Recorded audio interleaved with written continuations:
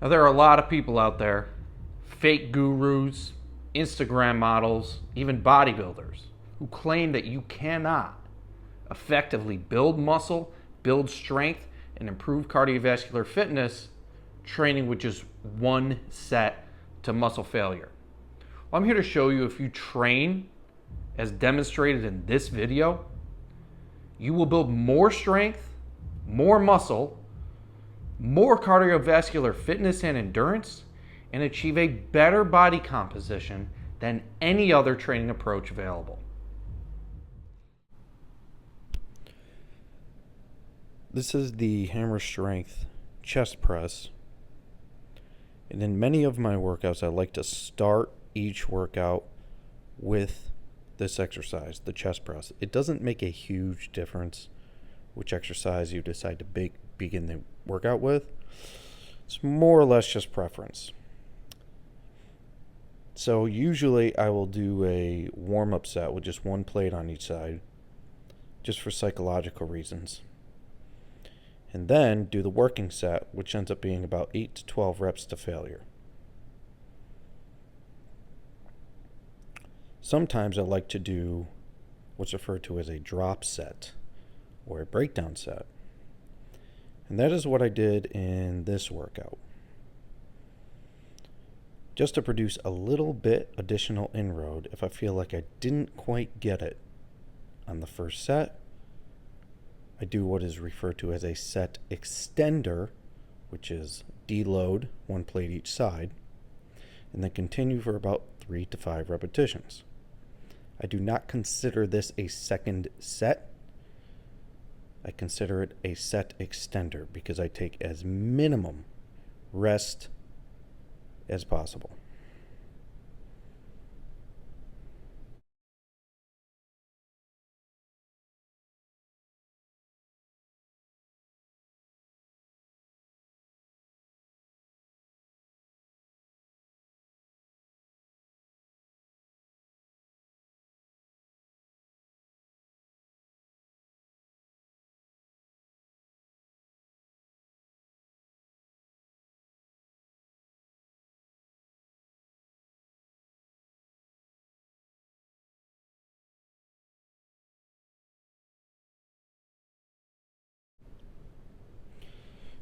The general rule of thumb when it comes to training is try to work the biggest muscle groups down to the smallest muscle groups.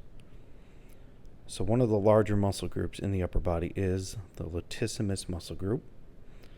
So either a pull down or a pull over to work or target this muscle group is a great choice of exercise for the beginning of the workout. So the second exercise I normally do is going to be either a pull down or in this case a pull over. Both equally effective, but the pull over allows you to work the latissimus muscle group without the involvement of the biceps. Many people, especially beginner trainees, will notice that their grip and their biceps feel as though they are fatiguing before they have stimulated the muscles in their back. In that case, using a pullover exercise along with a pull down exercise on different workouts is a great approach to both improving grip strength, elbow flexor strength, and being able to deeply inroad the latissimus muscle group as well. As you notice, reaching failure, repetitions will gradually slow down. You will not come to an abrupt stop. If you come to an abrupt stop, you have not reached failure. You have simply been unable to continue the exercise with whichever cadence you began it with. Then always gently set the weight down and exit carefully. Continuing with the workout, I normally do an anterior muscle, a posterior muscle, and then an anterior muscle, switching back and forth because trial and error and research has shown that working a muscle's antagonist helps you slightly recover throughout the workout so you're able to generate a deeper level of inroad. Working 2 posterior muscle groups in a row or 2 anterior muscle groups in a row, you may suffer the ability to inroad deeply. So this is going to be the lateral raise, a really nice machine available at my gym, very smooth, good range of motion, good path of motion. You can also substitute this exercise for an overhead press. I chose not to do the overhead press today, simply out of preference. And as you can tell, when you hit the sticking point, continue to contract until failure. Continuing the workout with another posterior exercise, this time in the horizontal plane. A traditional plate loaded row, but as you notice, I'm using a supinated grip. When it comes to pulling movements, you're going to want to opt for a supinated grip whenever you can.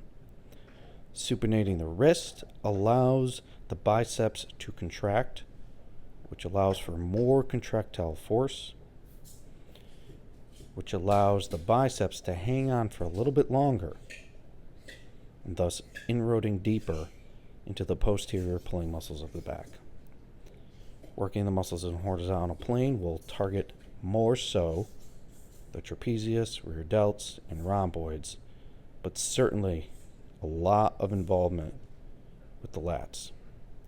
Notice I'm leaning forward into that pad, allowing myself not to extend my back or extend my hips. A lot of people do this during a pulling exercise or row movement in order to cheat and reduce the amount of work that the muscle is doing. You want to maintain perfect body position no matter how uncomfortable the exercise gets.